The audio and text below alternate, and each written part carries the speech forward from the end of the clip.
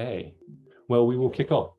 Just one sort of house notice. You may notice if you look at my screen, if you could see my screen particularly, there's a dog in the background.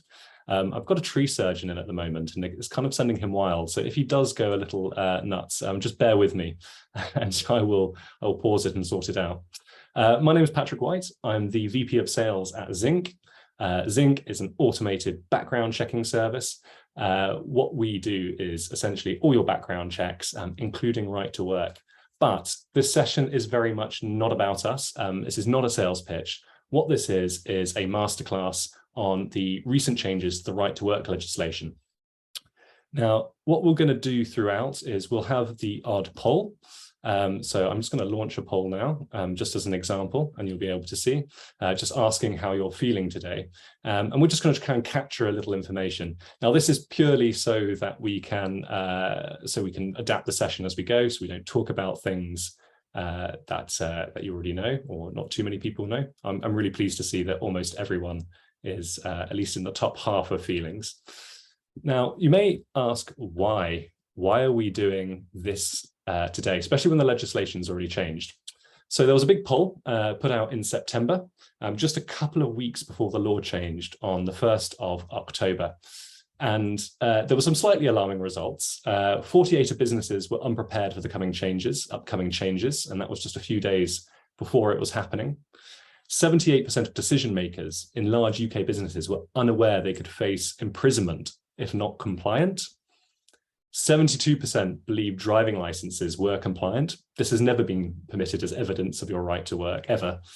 And 37% thought they would still be able to submit photos via email, while 30% thought they would still be able to do it over Zoom, despite 96% being aware the changes were happening. So we were definitely finding this in talking to our customers, in talking to prospects, that there was still a little bit of fuzziness around what the changes mean, what they would mean for you, how they would have to change the things that you were doing. So we did this, I think we only put it live about 10 days ago. So thank you all for signing up. It's a bit of an emergency webinar. We don't do a lot of webinars. We'll obviously do more in the future if people enjoy them. But this is very much just to make sure that everyone feels incredibly comfortable and that they know that they're not going to get into any trouble. So I just want to get a sense of people's current comfort around this new right to work legislation, so I can know how to sort of pitch it. So the options are help. I think I have it, but a little fuzzy. Basically there, but I've just got a couple of questions, and I know it all, and I just want to see more of Zinc. I was glad to see there's a couple of those. As I said, it's very, very much not a pitch for us, but we will show you a little bit of a technology at the end. So I'm just going to give that a second just to go in. No one will be able to see who said what, so feel free to be honest. Good. Okay, so we're about sort of 16% help, about 45% a little fuzzy, and 32% with just a few questions at the end there. So what we're going to do is we're going to go through how the law's changed, what the effects are, how does it interact with technology, how's it going to change what you do, and just make sure that you're doing everything that you should be. Now, why is it so important? As I'm sure you are aware, in the UK, all employers are required by law to check their employees have the right to work before you employ them. What people are less aware of is just how quite severe the consequences are if you get it wrong. If you knowingly employ someone or have reasonable cause to believe you can't employ them and do anyway, it can result in 5 years in prison and an unlimited fine. And that's to you personally. That's not necessarily to the business. And even if you sort of do the best you can, but get it wrong, not doing a proper check, or doing them improperly, businesses can face a civil penalty of up to £20,000 for a non-compliant worker, per non-compliant worker, and lose their right to sponsor visas and even face criminal convictions themselves. Losing the right in a post-Brexit world to do visa sponsorships is a real nightmare for business. So it's really, really important that you get it right. And the consequences are pretty severe, which we'll cover. Now, hiring who would leave you liable? Obviously, someone who had the right to be in the UK but not to work. Someone not allowed to do certain types of work, and if you employ them for the wrong one. someone who did not have leave, such as permission to enter or remain in the UK, obviously, someone whose leave had expired, just catches people out all the time. They hire someone, check the documents at the time, and then their leave expired, or someone whose papers were incorrect and false. And this is the really important one. This is where a lot of the risk is. You're liable even if their papers were incorrect or false. You will not have what we call a statutory excuse if they're using fake documentation. Now, I just want to emphasize slightly the cost of getting it wrong.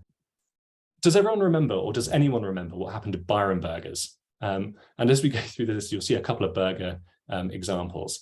There was a really, really bad instance about 2015, I believe, where essentially Byron got a call from the Home Office saying, we believe that you have employed lots of staff without their proper right to work.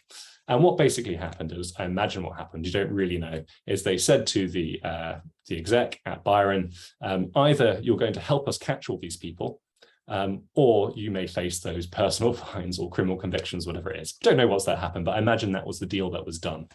So what Byron had to do, what it was sort of forced to do, was to entrap its own workers. They set up a fake meeting about a new burger recipe. And then as soon as the staff turned up, Home Office officials swooped in and arrested them all.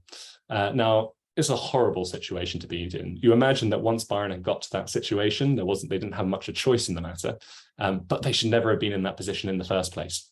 And actually, their reputation never really recovered. 5 years later, when they went into administration, this was the reactions on Twitter. Byron burgers, who lured their own staff under pretense of training to have them ambushed by immigration, went into administration last month. Celebration. Another one there. And I think my favorite, taking personal responsibility. Funny how Deliveroo hasn't realized that millennials crushed Byron burger when they knew about the immigration raid setups. Interesting, I think we won't do the same to them. Now, what you have in this situation is, I guess, the worst example, where not doing these checks properly has led to extraordinary reputational and brand damage. And this is an extreme example, but they never really recovered from it. And although there's possibly more going on, you can see that the decline of their fortunes happened when they mussed this up. Even if it's not quite so public, it is always still painfully public when you get it wrong. If you get fined, you go onto if you're ever feeling a sense of, I guess, schadenfreude, and you want to see someone else's misfortune, you can go onto the government website, and every fine done for right to work is put up publicly. It's not something that if you get wrong, you'll be able to sweep under the rug. It is something that is updated constantly, and it's truly painful from a brand perspective. So it's really, really important to get this stuff right.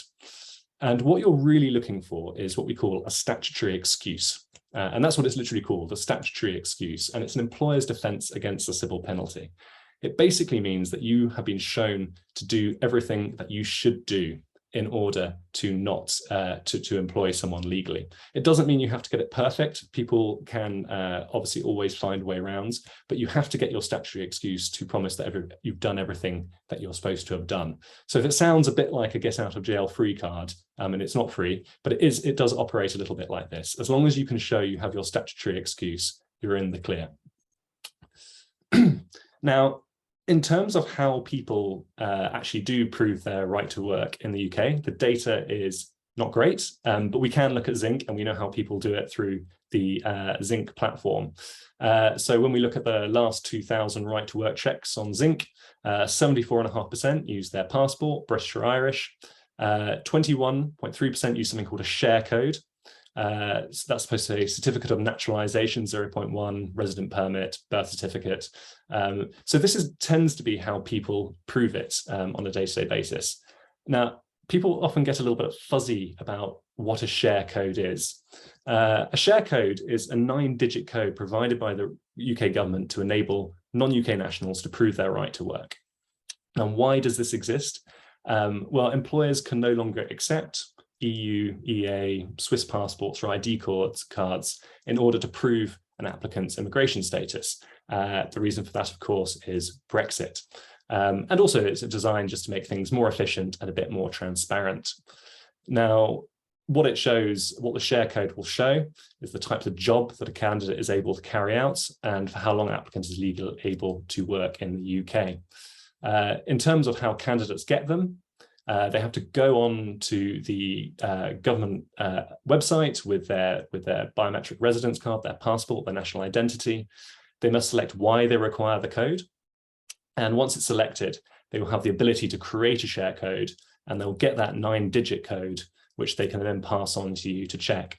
Now, it's a little bit of a hassle for the candidate, but it's a huge improvement on what happened before. Now, you will find that many technology checking companies like ourselves do not accept share codes, and you still have to go do that. Zinc does, as a matter of fact. But if it doesn't, if you're working with someone who doesn't, then what your HR professional has to do is go to the UK government website, put in the share code, get the information. Anyway, I'm sure most of you know what a share code is, but just to fill everyone in.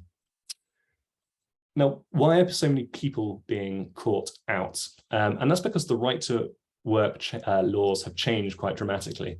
It's not a Game of Thrones style levels of excitement in terms of the ups and downs, but it has changed an awful lot over the last year, and that's what's causing people to get tripped up quite a lot.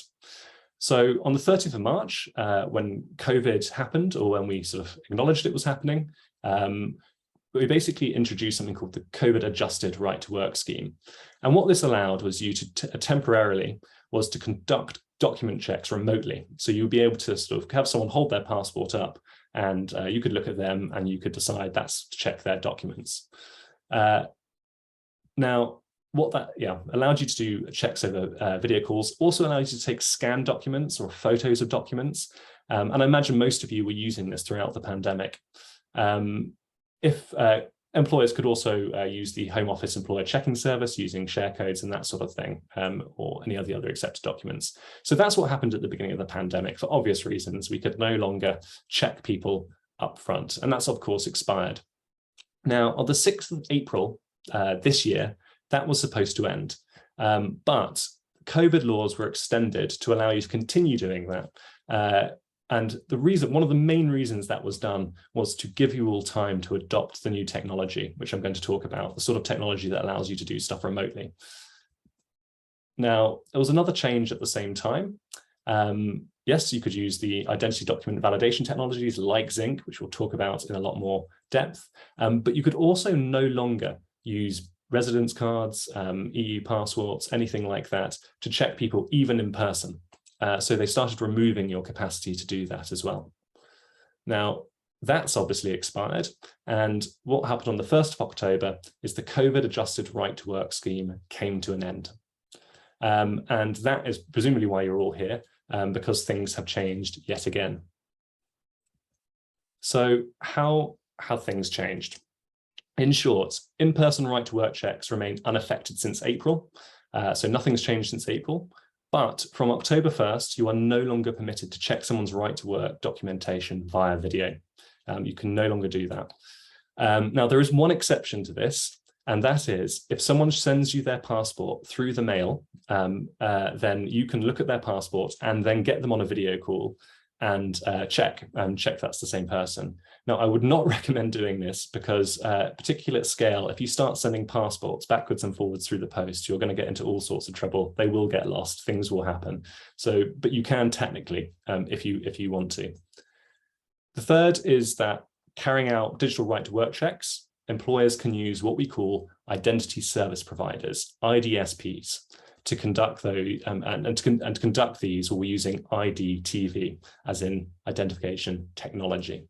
Now, I just want to do a quick poll here because I just want to understand to a certain extent what if people use IDSPs, and if you don't know what they are, that's absolutely fine as well. You're in the right place. But are you currently using some sort of third-party provider to do your digital checks? I'm just going to let that one run because it's one of the more important ones.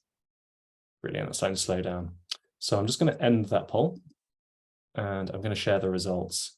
Well, I'm absolutely delighted to see that 29% of you use Zinc and you agree it's the best thing sliced bread.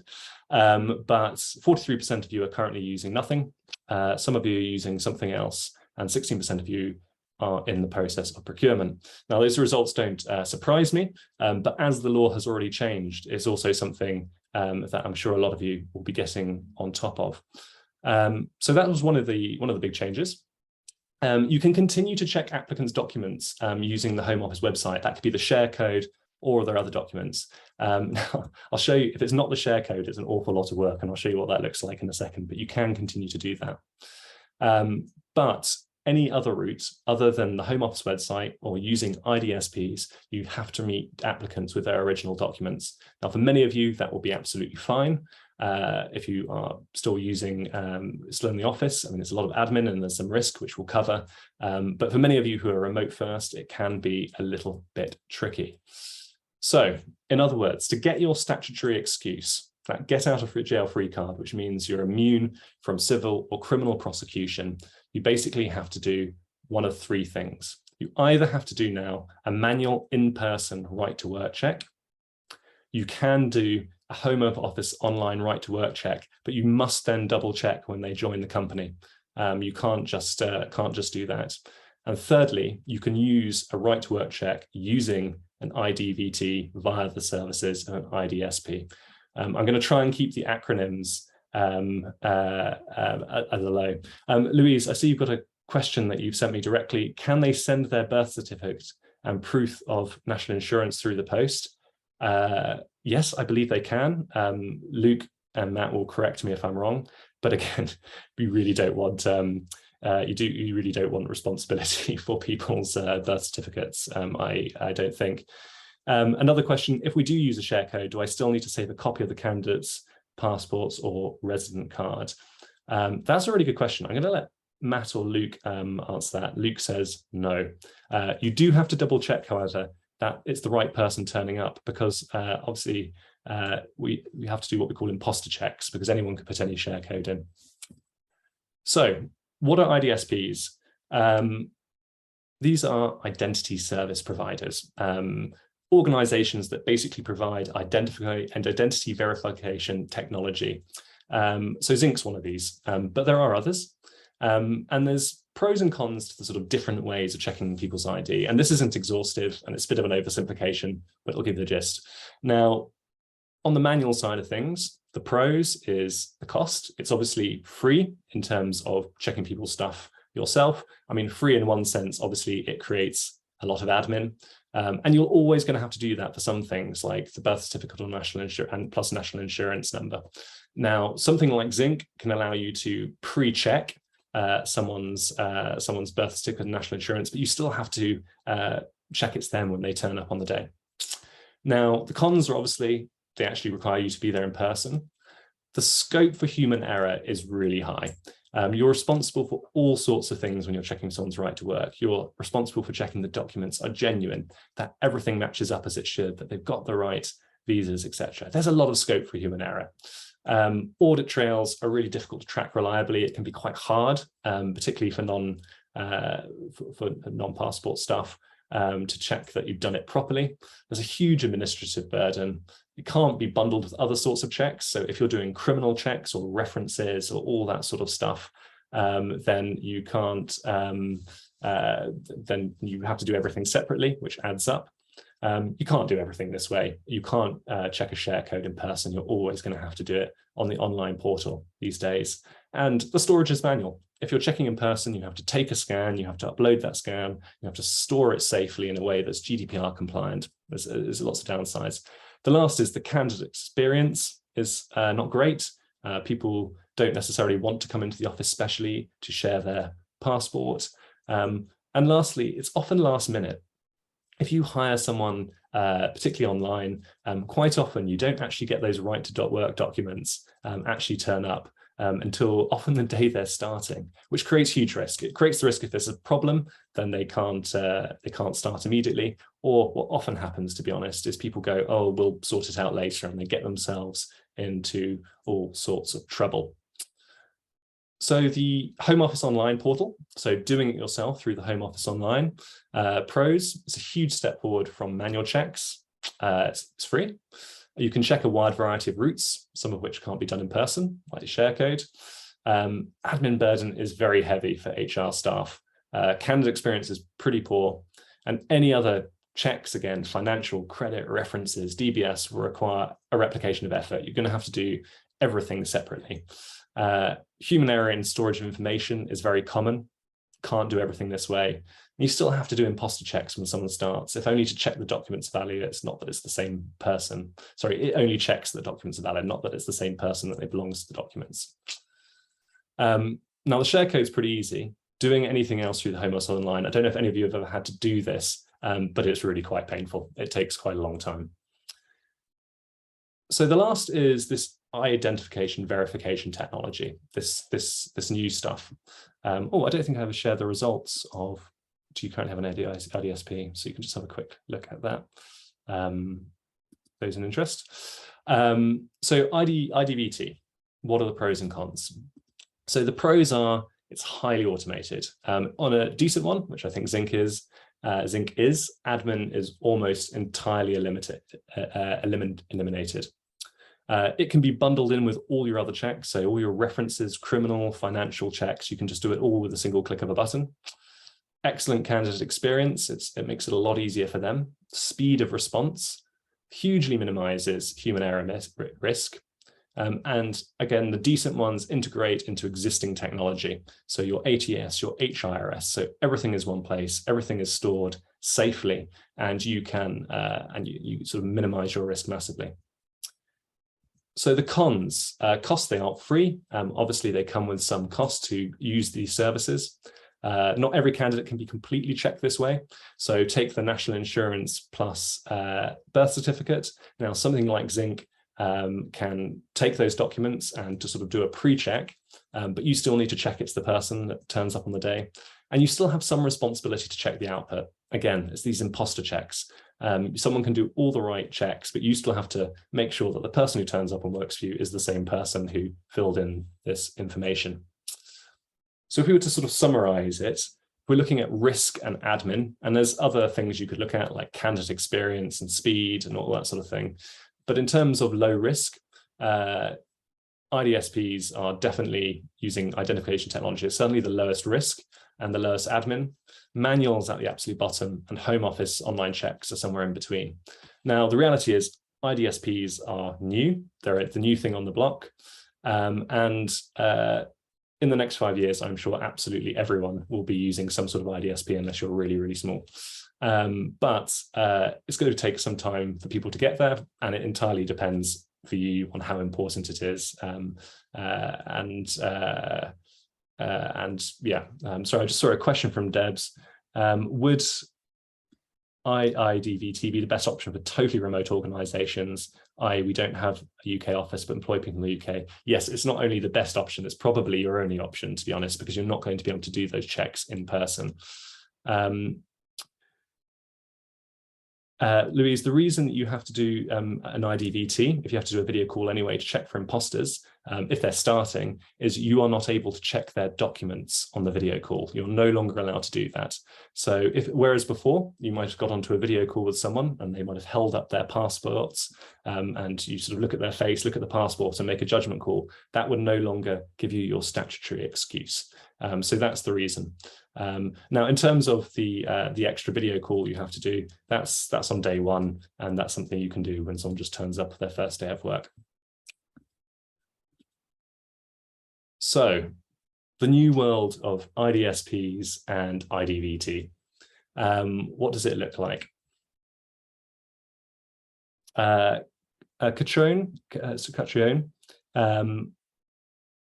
how do we complete checks for non-British and Irish passports via IDVT? Now, you can do this with a share code. So not all of them do this, but Zinc does. People can put in their share code into an IDVT and do that prior check, and can take a sort of preliminary check for other sorts of documents as well. Veronica, can I just check using an IDSP? Do we still need to keep a copy of the passport? If the answer is yes, do we get it from the IDSP provider, or do we need to ask for scan for reception? You will get a copy from the IDSP, and you absolutely do need to still keep it for 2 years. Yeah, 100%. Now, if you do it with something if you do it with someone, something like Zinc, what I'll probably do is automatically log it on your HIRS, so you never need to touch it. But yeah, we'll show you a bit of the technology in a bit. So some things to bear in mind when using IDSPs. IDSPs can carry out digital identity verification to a range of standards or levels of confidence. So the Home Office recommends that employers only accept checks via an IDSP that satisfy what they call a medium level of confidence against something called GPG 45. And I'll go into what that means. Don't worry, I realize we're deep in acronym territory now. So there's a list of certified providers available for you to choose from on gov.uk. So Zinc, we use a sub-processor called Onfido, who's on that, and I'll talk about that in a second. But you don't have to use a certified provider. You may use a provider not featured on that list if you're satisfied that they're able to provide the required checks. So this is going to get a little technical, but bear with me and we'll share the slides after this. So what is this trust framework? Well, this catchy acronym, UKDIATF, stands for the UK Digital Identity and Attributes Trust Framework. And what that is, it's made by the Department of Digital Culture, Media and Sport, and it's the framework for accrediting the identity service providers, or IDSPs. So if they're on this framework, or if they use, like we do, services that are on this framework, like Onfido, then you have absolutely nothing to worry about. Now, if you are not going to use someone who's already on that framework, you have to check that they're up to this medium level of standard against this thing, GPG 45. And I'm going to break it down because it will help everyone remember it. So I appreciate it's a lot of acronyms. GPG stands for the Good Practice Guide. And what it wants you to do, what it's trying to check, is that checks do these 5 things. They get evidence of the claimed identity. They check the evidence is genuine or valid. They check the claimed identity has existed over time. They check if the claimed identity is at a high risk of identity fraud. And they check that the identity belongs to the person who's claiming it. So each step of this process is scored, and these scores are used to determine the level of confidence that has been achieved. So in the GPG 45, this is the 5 bit. This is the 5 criteria to do a check. Now, there's 4 levels of confidence, hence GPG 45. And the Home Office recommends that you only accept checks via an IDSP that's satisfying a medium level of confidence, and there are 4. So that won't be relevant to all of you. It's a little bit technical, but if you're not going to use someone on the trust framework, and Zinc is, or rather the providers that we use are, we're going to be on there ourselves shortly for various reasons, but you need to make sure there's that medium level of confidence against these sort of things. To be honest, the easiest thing is not to dip into this and just make sure that everyone's on the trust framework. So a couple of other things to consider while working with IDSPs. You still have to check yourself that the photograph and details in the IDVT check are consistent with the individual on day 1. You must retain a clear copy of the IDVT identity check for the duration of the employment and for 2 years after the employment has come to an end. So you still have to do that. If you're found to be employing individuals without their verified eligibility and identity correctly, you will not have your statutory excuse in the event the individual is found to be working illegally.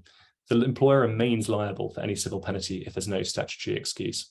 So you still have some responsibility for your staff. You still have to check that the person who turns up on day 1 is the person who filled in the IDVT check. You still have to retain that information and your audit trail. Now, a lot of things like Zinc make this super easy, but it's not entirely sort of a fire and forget. So just bear that in mind.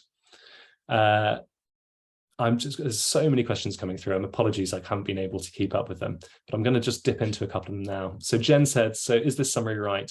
We can use IDSPs for Irish, British passports and share codes. Yes. We will still have to do a video call on the first day to see if they match the image in their proof. So yeah, that's that imposter check. Just checking that the person who did it turned up. NI and birth certificates still have to be done in person. Yeah, with Zinc, you can do a sort of a preliminary check where we take those documents and sort of say that they're legitimate. But yes, you then still have to check. For the obvious reasons is that there's no guarantee there's no picture on a birth certificate or with a national insurance number, to put it simply. And Anjali, how long do you have to complete a right to work check after the person starts? Minus time. Actually, it has to be done before they start.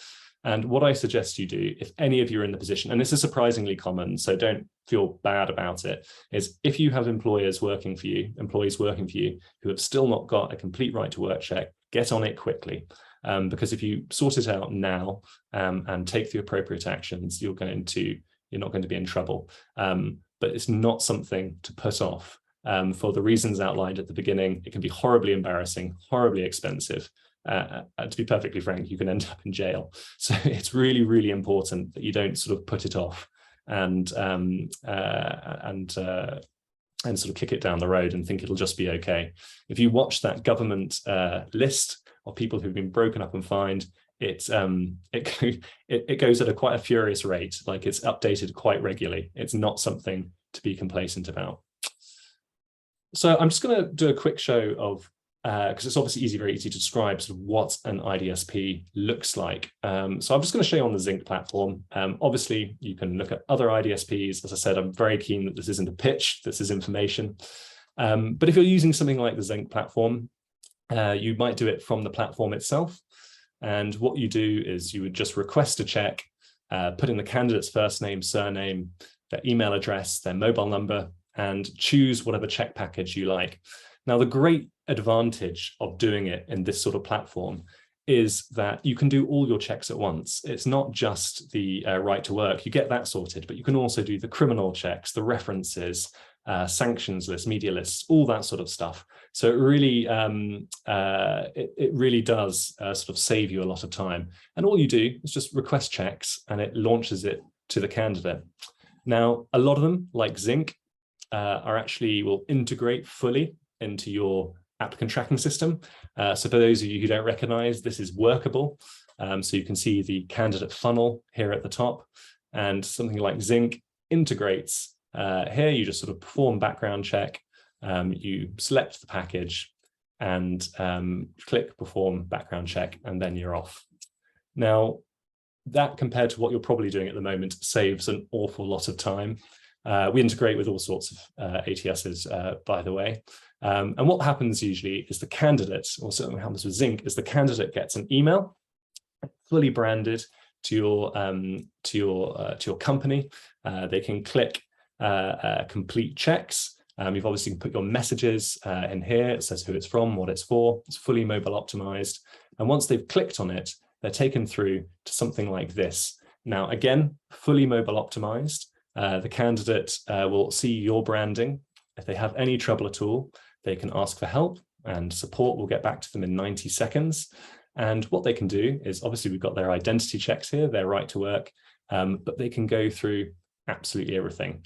So let's go to the identity check for a second and just have a look at that. Now, what they do, and we double up as much as possible. So this will get their financial watch list check done as well already, if you do that, and their UK right to work check. They put in their details, their date of birth. They provide consent. They select their nationality. So let's go for United Kingdom first. And if they're in the United Kingdom, they'll be asked if they have a passport. Now, if they do have a passport, they'll just click upload documents. And I'll show you what this looks like another time, but they can take a picture on their phone of the document. They then take a picture of themselves. Artificial intelligence matches the two. And that is their identity check done, and you'll get it back in about 50 seconds or so. Now, if you do not come from the UK,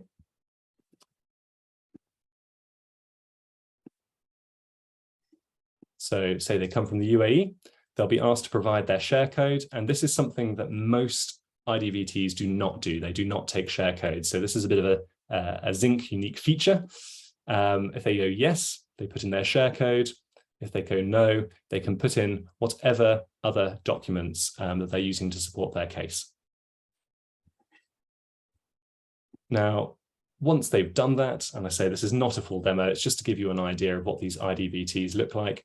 You get back your reports, you'll be able to track the progress in your applicant tracking system. If you've got questions about a particular check, you can put messages up here, which will get through to the customer success team. You can also use the live chat, and you can go through and see the types of documents they used, all the relevant information like so, and any mismatches will be flagged by the AI going on in the background. You can also download the reports into a PDF. And if you're using something like HiBob, it'll be automatically still stored there. So this is me. I'm not going to leave it too long on my passport because I don't want the details going around the internet, but you get the idea. Now, it's obviously, as I said, fully mobile optimized. In fact, mobile phone is necessary for some of the photo stuff, but it makes it very, very easy. And you can do all your other kind of checks at the same time, which is also a huge benefit. This is the slight Zinc plug at the end. We've got lots of very, very happy customers, many of whom are on this call. You can see some of them here, and they do tend to be very, very happy. You can see all our reviews and awards there. You can send that to you afterwards if you like. But the most important thing when looking at any IDSP is looking at their security credentials. So we take this incredibly seriously, but do they have their ISOs? Are they GDPR compliant? You really need to check this stuff, because the last thing you want to be doing is working with anyone in this way with such sensitive data if they haven't got security at top of their mind. So before we sort of move on to a question and answer, we are doing, because of the change in the law, we're doing some nice discounts. So if anyone wants to book a demo and see the whole platform, see how it integrates, see how you do other checks, I'm just popping a little sort of demo link in the chat. So just click on that, and we'll send it out in the email afterwards, because I realize the chat's moving so quickly, you might lose it. Oh no, I just did a direct message. I don't want to do that. Give me a second. Everyone in the meeting, apologies. There we go. So do click on that if you would like to book a demo. We would love to talk to you, not just about right to work checks, which really is a priority. If not with us, then do it with someone.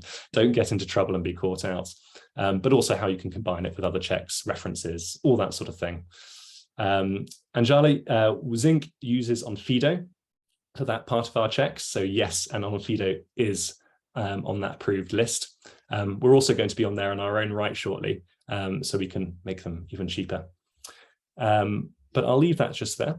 The other thing I just wanted to draw to your attention is we are going to do another webinar on the 17th of November, all around DBS checks, so criminal checks, and how the changes in ID laws affects how you use them. So we'll put a link for that as well. But what I'd love to do is take any questions. I appreciate questions have been firing quickly in the background. If you want to ask a question verbally, feel free to speak up on the mic or sort of put your hand up. Otherwise, just put it in the text, and Matt and Luke, feel free to reply verbally.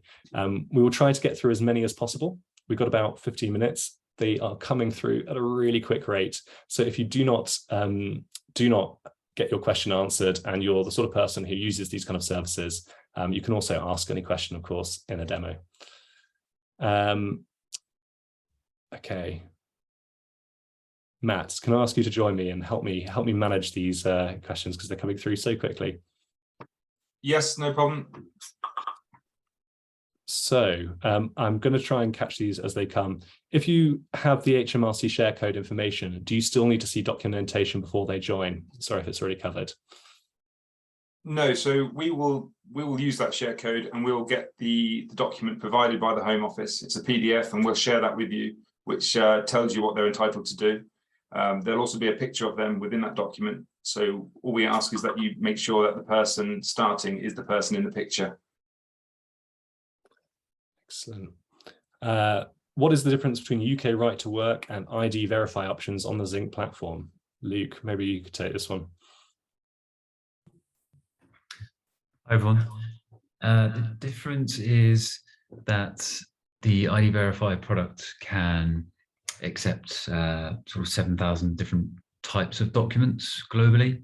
They might not be necessarily a document that could be used to prove right to work, such as a driving license. So the purpose of the ID verify check is to check the identity of the person, not necessarily show you whether they have the right to work or not. Luke, sorry, that was my question. I'm Harry. So in the instance that we were hiring someone outside of the UK, we would use the UK, the other one, the non-UK one, the ID verification option, and that would cover us from a liability perspective, I assume.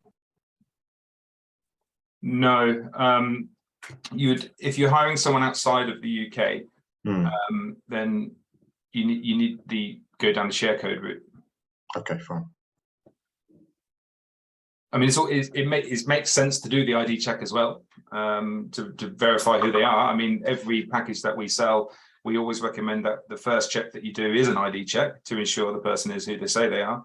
But to make sure that that person has the right to work, then I suggest you go down the share code route. Because if they do have the right to work in the UK, and that they will be on that database. So they will be. What I meant in particular was hiring people. Let's say, for instance, we want to hire someone into France, and we're using Zinc for our reference checking. Does that ID verification option cover us from a liability and from a passport perspective, etc.? Or are they going to be working in France? Yeah.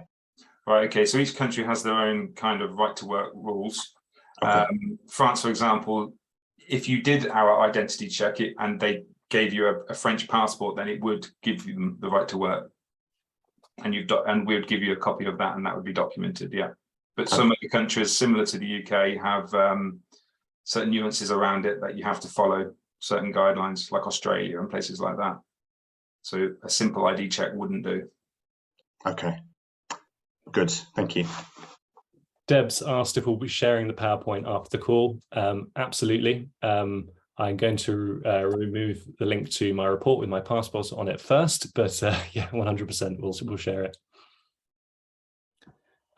With IDSP, you said we don't need to keep a copy of the passport when you check their right to work, imposter check.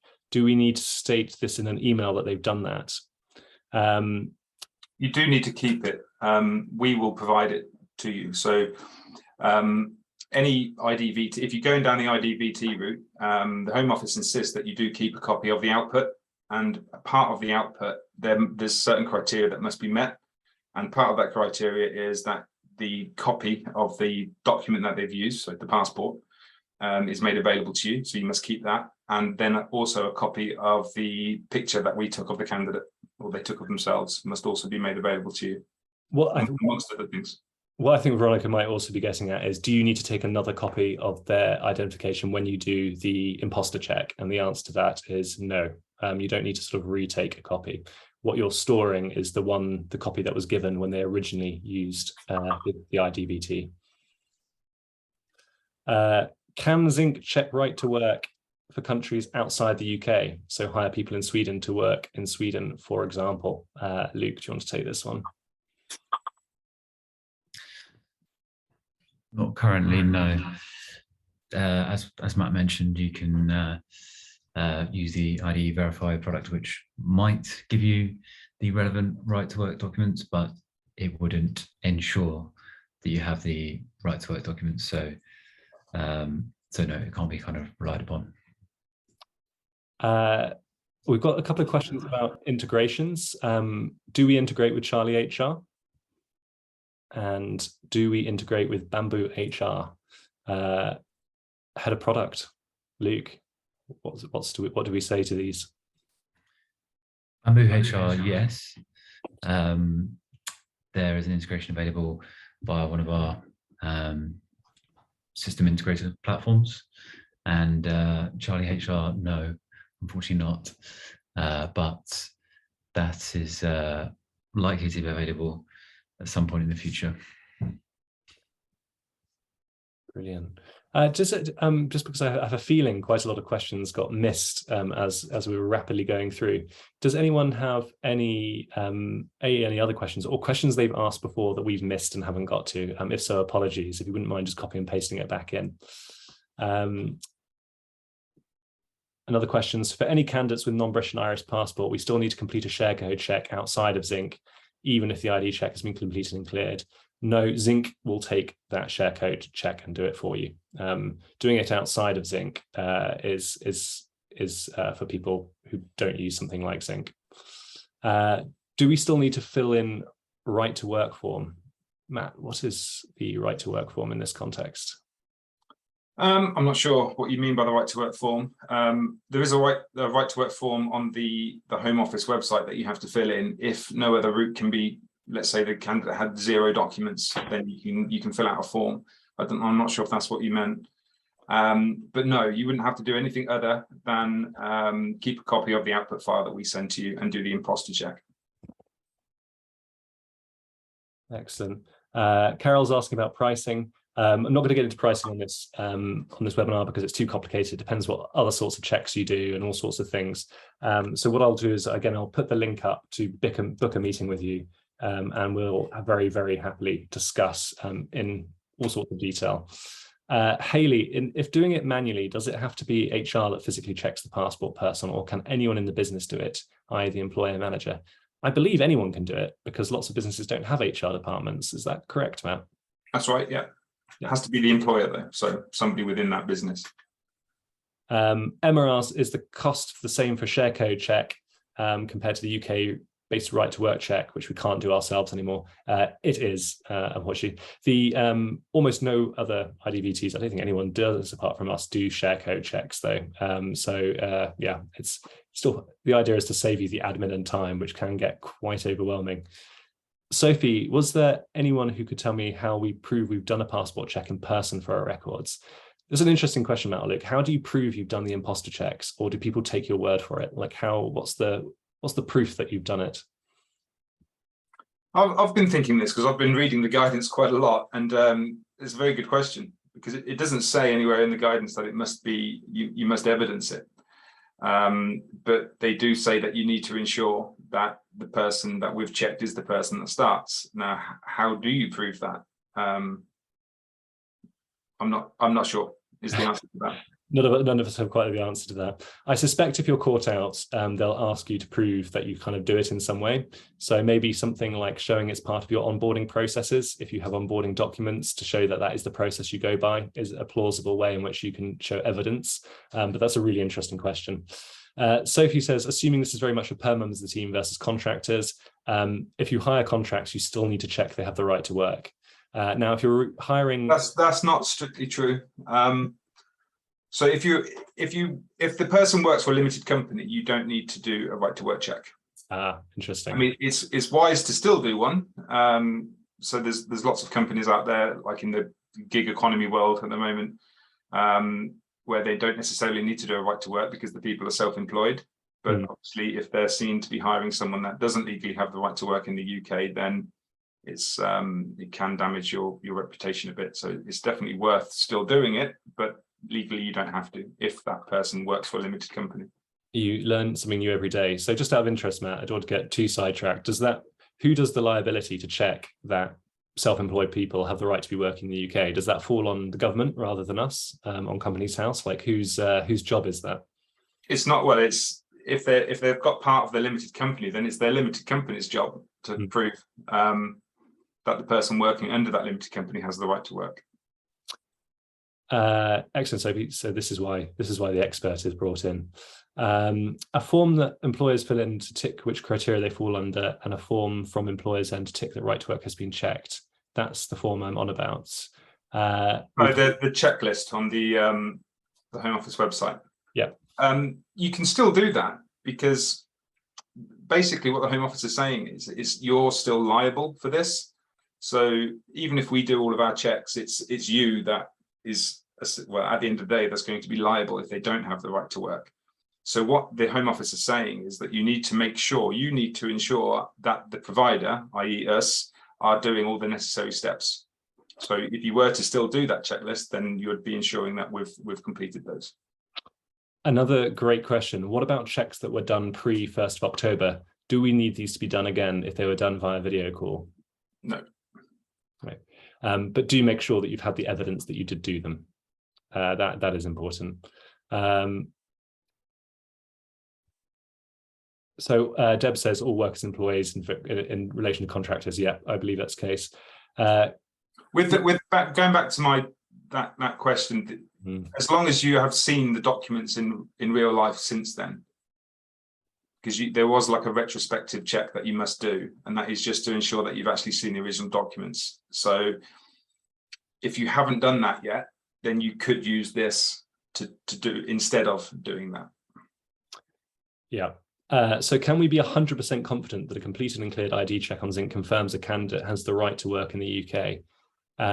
I think the answer is yes, but imposter check, always. Just check they're the person who turns up. Thanks, Barry, for coming. Would it be acceptable to do an in-person right to work check the morning of their first day before they contracted to start? Matt, I believe the answer is yes, but it's a bit risky, just in case they don't have it, and you've potentially have to turn them away, essentially. True, yeah, it can be done on the first day of employment. Jen is saying, hang on, so we saw all documents via video. We now need to see everyone's real life document. No. If you've seen prior to October 1st, that you've seen you've seen their document, that's fine. But just make sure you got the scans and got the evidence that you have done that, basically. We might need to check on that, Patrick. So like I said a moment ago, that you need to retrospectively check these people to ensure that the documents are genuine. Oh, really? Okay. Yeah. Right. Yeah. Thank you, Stuart. Thanks for coming. Brilliant. Do we have any more questions? I'm going to, if anyone again wants to talk about this and wants to look at the technology, I'm going to just put the demo link up there, because that's the easiest way, and we can give you some one-on-one advice. But if there's no other questions, then I guess we'll give everyone 5 minutes back. Thank you so much for joining us. It's been an absolute pleasure to have you all. As you can see by us disagreeing with each other and not knowing the answers to everything, it's so complicated, and they keep changing everything. So do keep in touch with us, link into us. We'll keep updating things through LinkedIn. And also we're going to do, as I said, another webinar and how this relates to how these ID checks relate to DBS changes. So I'm putting another HubSpot form in the chat, which everyone's thinking is, we'll put it in a follow-up as well. So do sign up to that if you're in any way interested in criminal checks. But thank you all. It's been really, really good to have you. I think we had about 150 people turn up, which is wonderful. And we look forward to interacting with you all in the future. Have a good one.